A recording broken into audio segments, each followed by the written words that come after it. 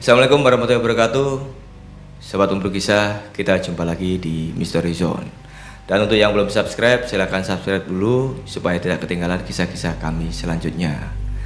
Dan untuk kisah kali ini kita kembali lagi dengan kisah teror horor proyek dari Pak Deripto.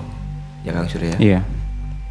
Dan kisah kali ini terjadi ketika Pak Deripto meminta bantuan salah satu penyewa ya Kang ya?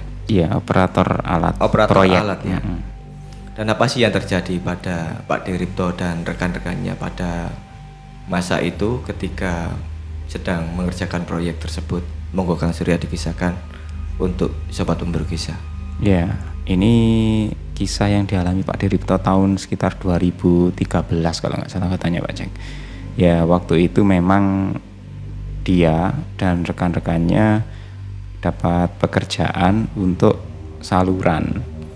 Ya, karena mungkin lebih banyak menggali ya, Pak Deripto ini selain menggunakan ya tenaga anak buahnya yang memang sudah terbiasa untuk gali menggali ya, Pak Deripto ini sempat terpikir kayaknya kalau misalkan aku pakai alat berat gitu, pakai beko jadi mungkin kerjaannya lebih cepat.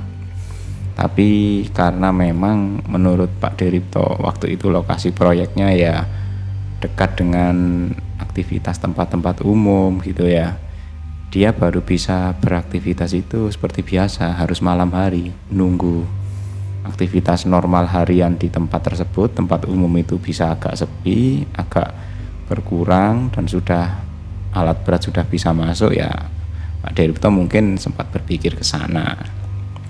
Nah, pada waktu itu Pak Deripto kan sedang berpikir kira-kira kalau memang aku harus menambah alat berat, ini harus sewa di mana, pinjam di mana. Mulailah Pak Deripto ini mengontak teman-temannya, karena ya barangkali selain mendapatkan rekanan atau operator yang sudah kenal teman sendiri, siapa tahu dari segi harga, biaya dan kemudahan itu lebih enak, lebih meringankan bagi Pak Deripto dan pemilik proyek. Setelah mengontak ke sana kemari, mungkin bukan harinya Pak Deripto dan pemilik proyek ya, karena yang mereka cari rata-rata alat berat itu sedang dipakai semua. Beberapa operator bahkan sampai bercerita bahwa mereka itu sudah menolak karena memang saat itu hampir semua proyek di area yang dikerjakan Pak Deripto itu berjalan. Bahkan sampai nyoba ngontak dari teman-teman alat proyek dari luar kota, itu pun juga rata-rata masih ramai. Hingga akhirnya Pak Deripto ini dapat informasi dari salah satu temannya juga, jadi mandor yang mungkin sudah terbiasa ya mainan alat berat gitu. Dia dikontak, coba toh kamu kontak orang ini saja, dia memang lagi ada kerjaan sih, tapi kemarin itu waktu dia ngerjakan galian, infonya ngerjakan kayak semacam kolam renang di area yang dekat dengan perbukitan, itu alat beratnya itu banyak yang nggak bisa jalan. Nah, informasinya gitu. Barangkali aja mungkin bisa kamu pakai karena di sana kayaknya medannya sangat sulit, medannya sangat berat, sehingga beberapa operator itu sampai, kalau orang Jawa Timur bahasanya itu mutung atau menyerah, karena ya alat-alatnya tidak bekerja maksimal. Terus di sana juga rawan longsor. Pak Deripto sempat ya dengar cerita itu, dia sempat berpikir lah harusnya dengan alat berat kan malah di area kerja seperti itu lebih mudah ya, tapi kenapa ini kok banyak alat beratnya katanya nganggur gitu. Akhirnya karena dengan terpaksa Pak Deripto ya berusaha nembusi lah orang yang dikenalkan oleh temannya tadi. Nah, pada waktu itu memang sempat bercerita juga sih orang yang dikontak Pak Deripto ini, pemilik operator alat berat ini. Dia sempat ngobrol, iya Pak, ini memang sebenarnya aku mau nyewakan ini juga agak bingung. Kenapa Mas? Karena ini saya dapat kerjaan ini bikin kolam di sini tuh nggak tahu kenapa ini daerahnya mungkin entah memang secara kontur tanah atau mungkin keadaan memang seperti ini, medannya terlalu berat, atau entah tempat ini memang tidak normal katanya orangnya gitu. Soalnya alat berat saya itu sebagian besar itu di sini malah rusak.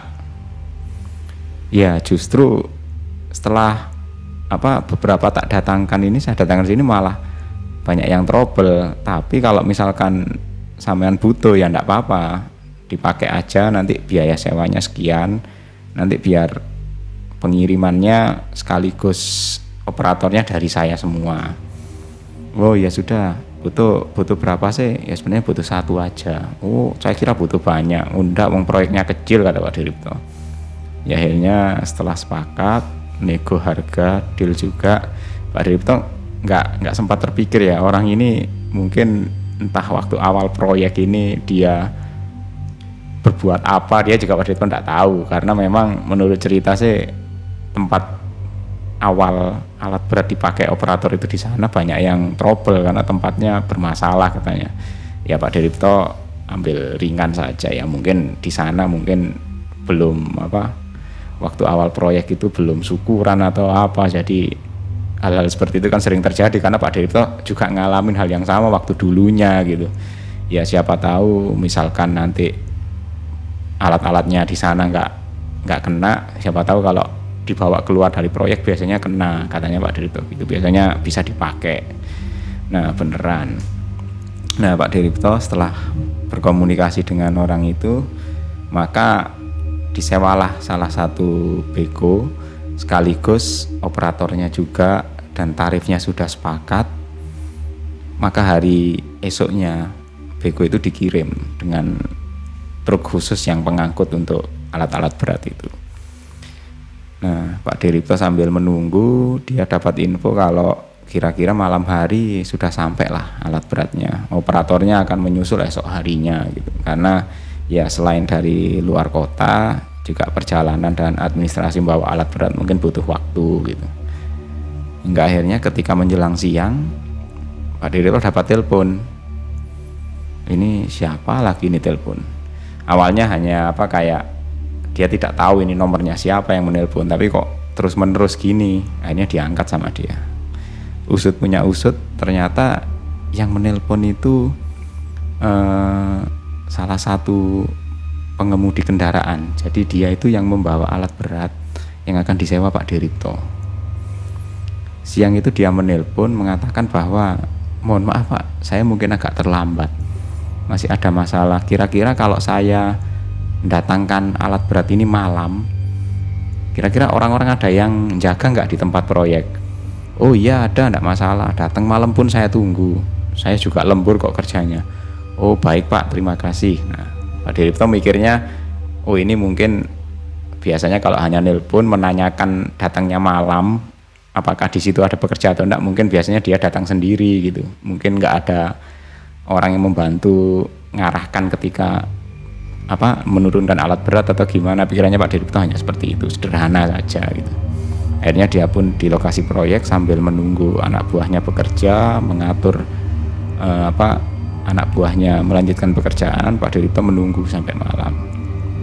Hingga akhirnya menjelang malam, kok tidak datang-datang juga ini orang, kenapa ya? Ditunggu sampai menjelang tengah malam, belum datang juga. Pak Diripto merasa penasaran. Diteleponlah nomor yang tadi menghubunginya ini.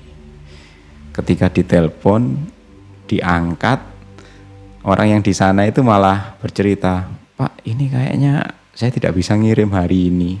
Loh kenapa Mas? Ini ada masalah. Dari tadi pagi itu ada saja masalah. Loh masalah kenapa?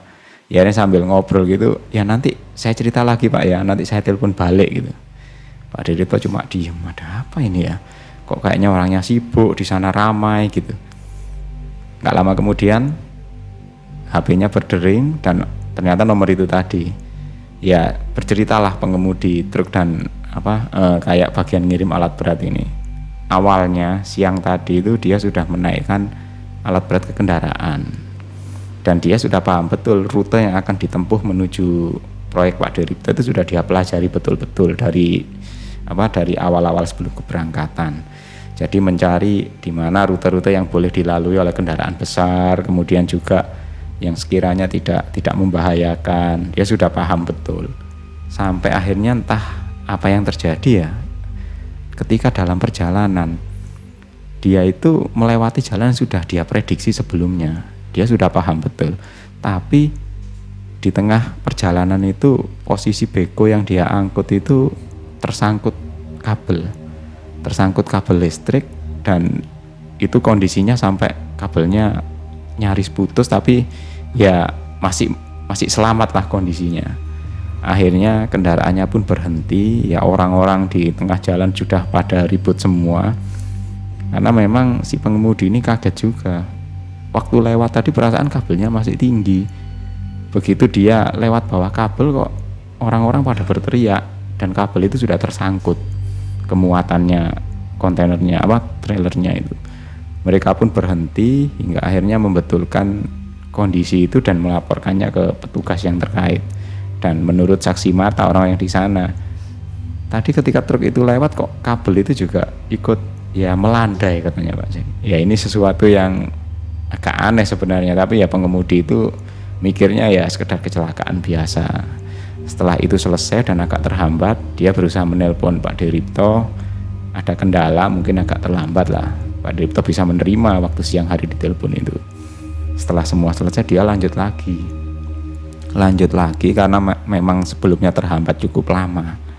Dia akhirnya menjelang sore itu sudah mendekati ke area lokasi proyek Pak Diripto. Ya mungkin tinggal hanya masuk kota gitu aja lah kendaraannya. Karena mungkin sore itu lagi rame-ramenya kendaraan ya, atau mungkin orang pulang kerja atau aktivitas sepulang yang lain ya. Secara tidak sengaja kendaraannya itu terjadi kecelakaan dengan kendaraan lain. Jadi entah apa yang dirasakan oleh pengemudi truk itu, dia merasa sebenarnya melaju di jalur yang benar. Tapi menurut beberapa orang-orang, ada sepeda motor yang seolah-olah itu nyelonong dan terjadilah musibah kecelakaan itu. Dan untungnya pengemudi motor yang ditabrak kendaraannya tidak sampai meninggal ya, walaupun cedera agak serius gitu. Akhirnya terjadi permasalahan yang cukup berat di sana. Kendaraannya harus dibawa ke kantor polisi dan lain sebagainya. Dia harus dibawa ke kantor polisi dan kendaraannya harus ditinggal di tempat karena mungkin kejadian itu sudah cukup parah lah kondisinya. Hingga akhirnya si pengemudi ini pun menghubungi Pak Diripto bahwa dia tidak bisa mengirim. Pak Diripto pun ya bingung juga. Akhirnya malam itu dia pun segera mengontak operator yang sudah menyewakan alat berat itu, dan di sana memang sudah dapat informasi juga bahwa kendaraan yang dia bawa itu ternyata ada masalah di jalan. Lah pemilik alat berat ini menyampaikan, gini saja Pak, nanti saya ganti dengan alat berat saya yang lainnya. Besok langsung saya kirim, besok langsung datang karena malam ini sudah saya suruh kirim gitu. Ya Pak Diripto oke saja lah, karena mungkin relasi baru kenal ya, jadi dia belum tahu betul ini orang ini seperti apa, tapi setidaknya dari penuturan temannya orang ini sebenarnya cukup bagus kalau pelayanannya gitu. Ya akhirnya seperti yang ditunggu-tunggu sebelumnya, Pak Diripto pun mengakhiri kegiatannya di malam itu. Esok paginya dia sudah aktivitas biasa dan ada temannya waktu itu, kalau tidak salah Mbah Rejo waktu itu sudah datang ke sana. Mungkin teman-teman yang sudah mengikuti kisahnya Pak Diripto dari awal sudah kenal ya siapa Mbah Rejo ini ya.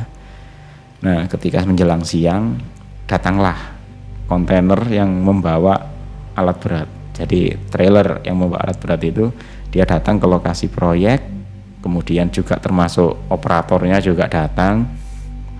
Kendaraan itu pun diturunkan, mereka bertemu dengan Pak Diripto. Sempat terjadi diskusi, ngobrol, artinya job disk-nya apa saja, area mana yang harus dikerjakan pakai alat berat dan area mana yang dikerjakan rutenya nanti, titik-titik mana saja yang akan digali gitu. Setelah ada obrolan seperti itu, operator alat berat itu pun juga turun. Dia sempat ngobrol dengan Pak Diripto. Ya sebenarnya saya bukan operatornya yang mobil ini. Dia istilahnya kalau bego itu nyebutnya mobil katanya Pak. Sebenarnya mobil yang kemarin itu yang biasanya saya pegang Pak. Oh yang kemarin kecelakaan itu ya. Iya. Ya sebenarnya mobil yang ini mobil cadangan ini. Operatornya sebenarnya bukan saya. Karena mobil ini agak nggak enak.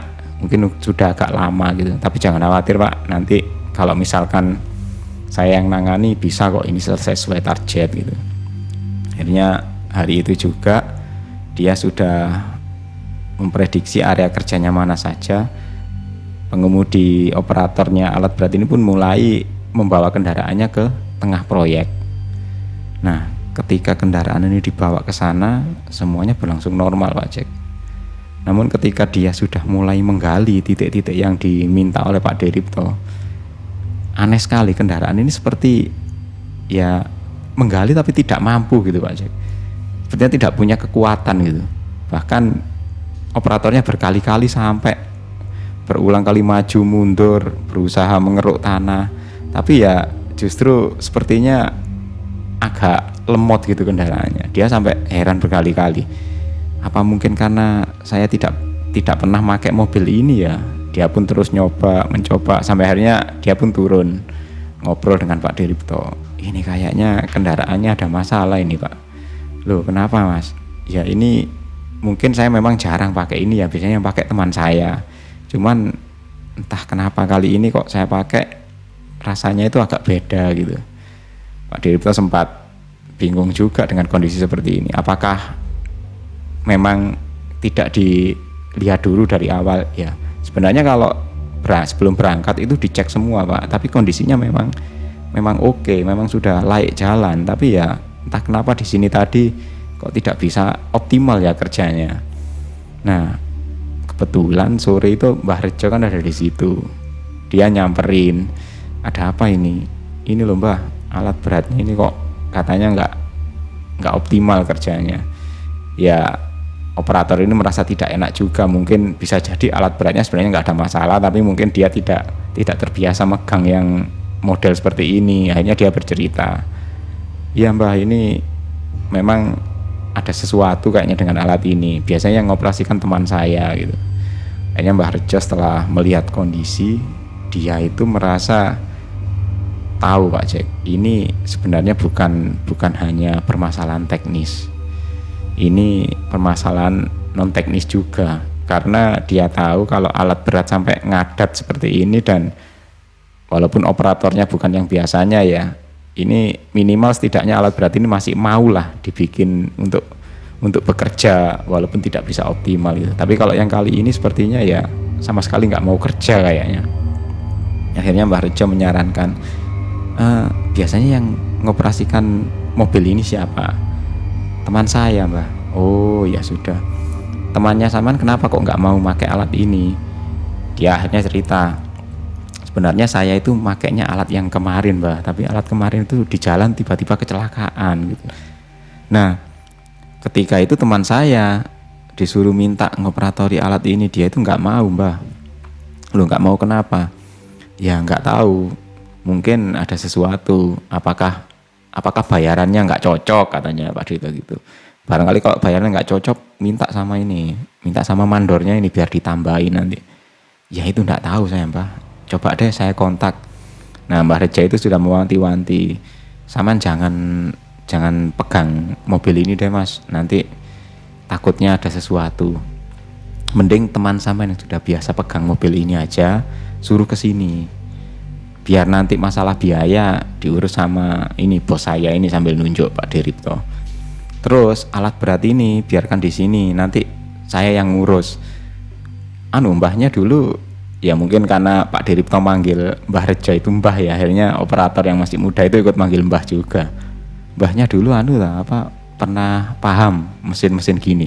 Ya Mbah Rejo sambil santai, ya mungkin saya nggak paham lah mesin-mesinnya, tapi saya paham ini rusaknya di mana, katanya Mbah Rejo seperti itu.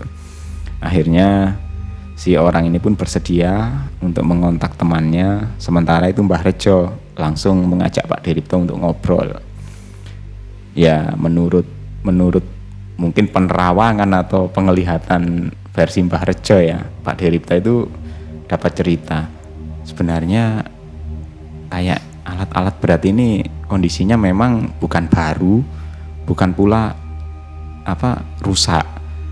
Karena alat berat ini kemarin sebelumnya itu habis dipakai bekerja di tempat yang benar-benar tidak biasa. Karena tempat yang dipakai bekerja itu dekat sekali dengan hutan, dan di sana itu cukup banyak penunggu yang mungkin tidak berkenan dengan keberadaan alat berat yang berisik, terus yang mungkin juga merusak atau gimana gitu. Jadi kayaknya mereka itu saking tidak sukanya atau mungkin juga bahkan tidak cocoknya, mereka itu sampai ikut numpang ke alat berat yang dibawa ke sini gitu. Termasuk alat berat yang satunya kemarin itu mungkin bisa jadi ya diganggu oleh mereka-mereka yang kebetulan numpang di sana gitu. Mbah, akhirnya Pak Dirito sempat bingung, terus gimana ini enaknya Mbah? Gini aja, siapkan sesuatu aja. Sesuatu apa Mbah? Ya Mbah Rejo bilangnya ya sajen gitu katanya. Ya dikiranya Pak Dirito mikirnya sajen, kok tumben Mbah Rejo ini kok pakai sajen segala. Ya ndak, istilahnya ini khusus yang kali ini anggap aja sajen katanya Mbah Rejo seperti itu. Oh ya, sajennya itu diantaranya itu ya cukup banyak permintaan Mbah Rejo itu. Jadi dia itu minta 2. Yang satu itu cukup seperti biasa, sebutir kelapa dan juga mungkin ada telurnya gitu ya. Terus yang satu lagi ini cukup banyak katanya Pak Jack. Besok itu harus disiapkan nasi kuning itu sampai untuk 3 porsi gitu. Terus juga rokok yang cukup banyak 1 slop, termasuk juga beberapa minuman kalengan ringan. Nah ini yang bikin Pak Dirito heran, ini waduh sajennya kok aneh gini ya, sajennya kok cukup kekinian mikirnya gitu. Nah Mbah Rejo bilang ya sudah ikuti saja. Akhirnya malam itu juga semua pesanan disiapkan, termasuk nasi kuning untuk besok harinya itu. Mbah Rejo mulai menangani sajen-sajen itu, entah didoakan entah gimana, Pak Dirito juga kurang paham, hingga akhirnya kelapa dan telur itu tadi dilumurkan ke alat berat itu Pak Jack. Setelah itu selesai, Mbah Dirito tanya, lah ini sajen yang ini diapakan ini Mbah? Oh itu buat besok gitu. Sekarang istirahat aja, yang penting ini tadi sudah tak kerjakan katanya Mbah Rejo. Esok harinya Pak Dirito sudah datang ke sana, Mbah Rejo juga sudah di sana, proyek sudah berjalan dimulai. Operator ini datang, dia ngajak temannya yang memang khusus operator mobil yang kali ini dibawa ke proyeknya Pak Dirito. Sampai di sana mereka ngobrol, Pak Dirito juga sudah diskusi terkait ya biaya dan lain sebagainya sudah disiapkan, hingga akhirnya Mbah Rejo ini pun nyamperin si operator yang baru datang itu, Mas, sajen buat sampean sudah tak siapkan. Dan orang itu juga agak senyum-senyum gitu. Nah, Pak Dirito juga heran tuh, kok apa ini Mbah sajen yang satunya buat operatornya? Memang iya buat operatornya, ini ada rokok, ini ada minuman kaleng, dan anehnya operatornya yang baru datang ini cuma ya bilang terima kasih aja sama Pak Dirito. Pak Dirito sama Mbah Rejo juga dia cukup berterima kasih, dan akhirnya dia menjalankan alat beratnya itu. Dan alhamdulillah untungnya kendaraan itu mau jalan Pak Jack. Dan pekerjaan pun bisa dimulai walaupun terlambat 2 hari. Nah Pak Dirito juga sempat heran, loh Mbah, berarti sajen yang itu tadi buat operatornya? Iya, karena memang kayaknya mobil ini itu ada yang ganggu, menurut keterangan Pak Dirito ada yang ganggu. Tapi anehnya juga mobil ini itu sebenarnya juga diberi sesuatu Pak Jack. Entah itu kayak semacam biasanya kan kalau ada orang yang operator kendaraan tertentu, dia itu naruh sesuatu juga di kendaraannya itu supaya ya maunya hanya sama dia saja. Makanya sama Mbah Rejo, kendaraan itu kalau dipakai siapapun ya mungkin mau jalan tapi nggak mau kerja maksimal. Terus selain itu kendaraan ini kemarin habis dipakai di proyek yang gali kolam renang itu, dan sepertinya banyak makhluk-makhluk yang mengikuti kendaraan itu, hingga akhirnya ya Mbah Rejo terpaksa itu tadi turun tangan ngasih sajen ke apa yang ganggu di kendaraan, termasuk sajen buat manusia atau operatornya yang mengendalikan alat berat itu supaya mau datang ke proyek dan kerasan di sana. Ya akhirnya ya itu yang dilakukan Pak Deripto. Jadi memang kisah yang dialami Pak Deripto waktu itu ya agak aneh juga Pak Jack, karena kok bisa-bisanya alat berat pun ikut ngambek atau ikut bermasalah hanya karena hal-hal seperti itu. Nah terus kabarnya yang di kantor polisi gimana kan? Ya itu memang sempat cerita juga operatornya yang bawa, operator pertama Pak Jack ya, di kantor polisi itu katanya alat beratnya itu sempat berulah juga.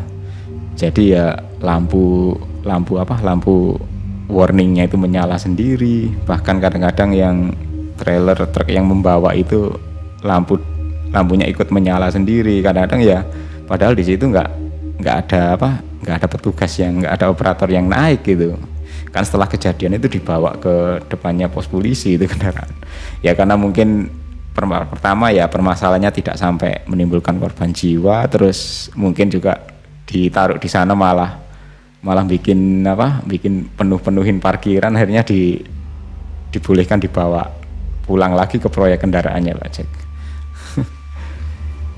Ya apa ya Kang ya, banyak sih kisah-kisah Pak Deripto yang unik ya. Jadi kadang kita juga nggak tahu bahwa setelah bekerja di suatu tempat ini, dalam tanda kutip penunggunya itu ikut numpang ke proyek yang lain gitu. Ya mungkin itu bisa terjadi juga Pak Jack, walaupun lokasinya cukup jauh ya. Iya. Dan terima kasih Pak Deripto untuk kisahnya hari ini. Untuk Sobat Pemburu Kisah, jangan lupa dukung kami dengan share video-video kami. Dan sekali lagi ucapan terima kasih untuk Sobat Pemburu Kisah. Jangan lupa untuk like, subscribe, serta tinggalkan komentar di bawah untuk ikuti kisah-kisah kami selanjutnya. Oke, assalamualaikum warahmatullahi wabarakatuh. Bye bye.